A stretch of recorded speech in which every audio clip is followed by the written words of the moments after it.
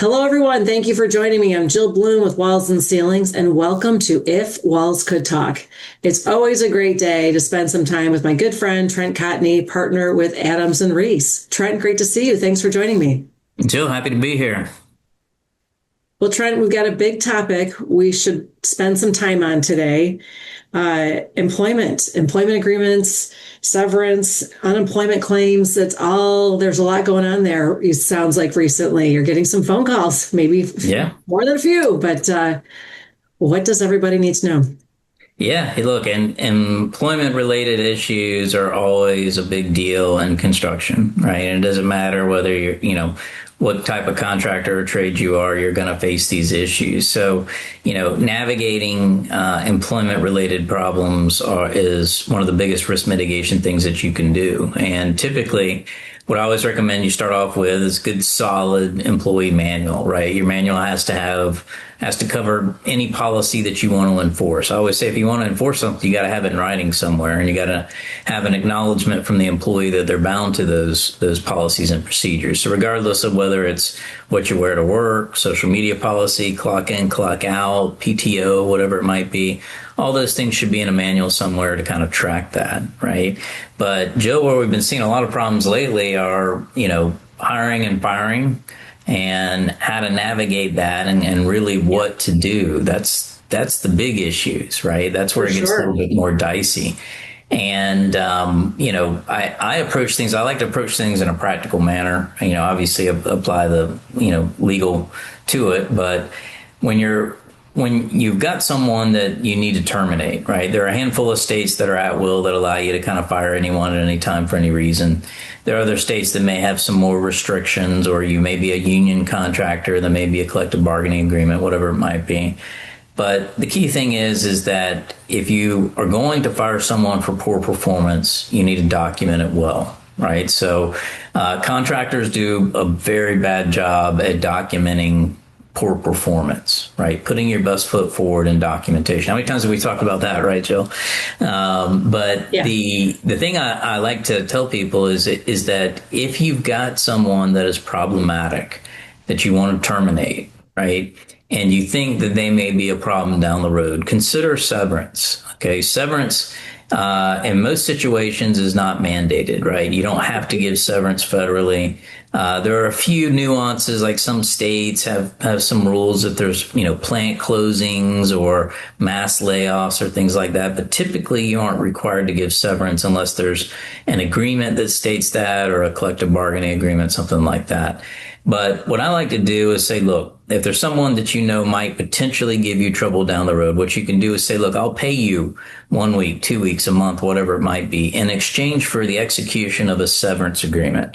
Typically, there are two types of severance agreements. Okay. There is the over 40 and the under 40, right? Based on Okay. age. And those severance agreements go through and talk about every single claim that you could ever potentially have.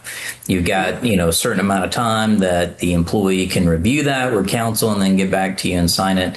And then once they sign it, pretty much every claim that they could have, with the exception of a few, like you can't waive workers' comp claims, you can't waive things like that.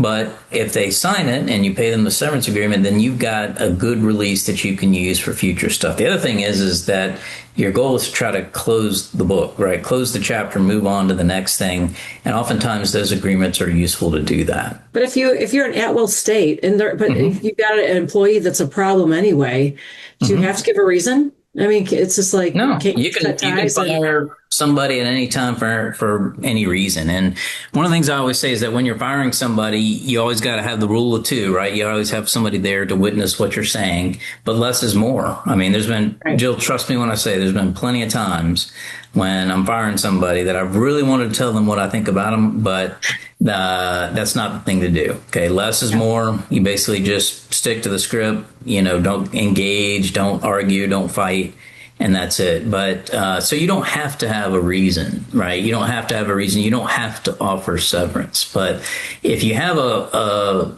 problematic employee, if you're concerned about someone, writing bad stuff about you or being a bad actor or, doing other things down the road, think about whether or not it's a situation that may require that, but you're certainly not required to do it. The only thing I would say, the other bit of advice I would say is that is you need to cut out the poison as soon as you can. If you've got a poisonous employee, you need to get rid of them, because if you don't, what happens is that employee affects others, and then pretty soon you've got a whole mutiny on your hands. So get rid of problematic employees sooner rather than later. Just do it wise, make sure to document, and consider a severance agreement if you need it. So if you need a severance agreement, what do you recommend you say in that severance agreement that you can protect yourself? Yeah. So severance agreements are drafted by counsel, right? This is not something you pull off the internet or a ChatGPT type thing.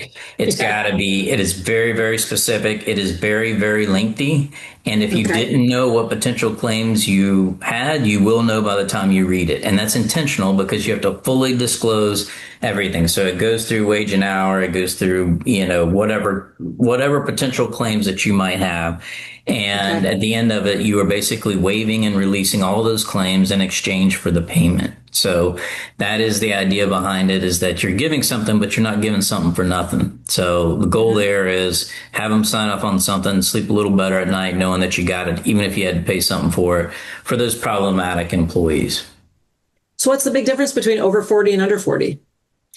It's age discrimination. So, unfortunately, I'm in the over 40 category. So I can tell you from personal experience, where there's a lot of laws and rules that govern, age discrimination and requirements according to that. So typically, if you're over 40, you have additional provisions that are in that severance agreement that specifically discuss that, in addition to all the other protected classes, discrimination, harassment, whatever it might be. So, this is not something that you can just pull off and create yourself. It is a very specific agreement with specific language in it. So if anybody needs to find you, how do they reach you? Sure. They can email me anytime, trent.cotney@arlaw.com, or hit me up on social anywhere at Trent Cotney. Sounds great. And if anybody needs us, it's roofingcontractor.com or wconline.com. Stay safe and healthy. We can't wait to talk to you soon. Thanks again, Trent. Thank you.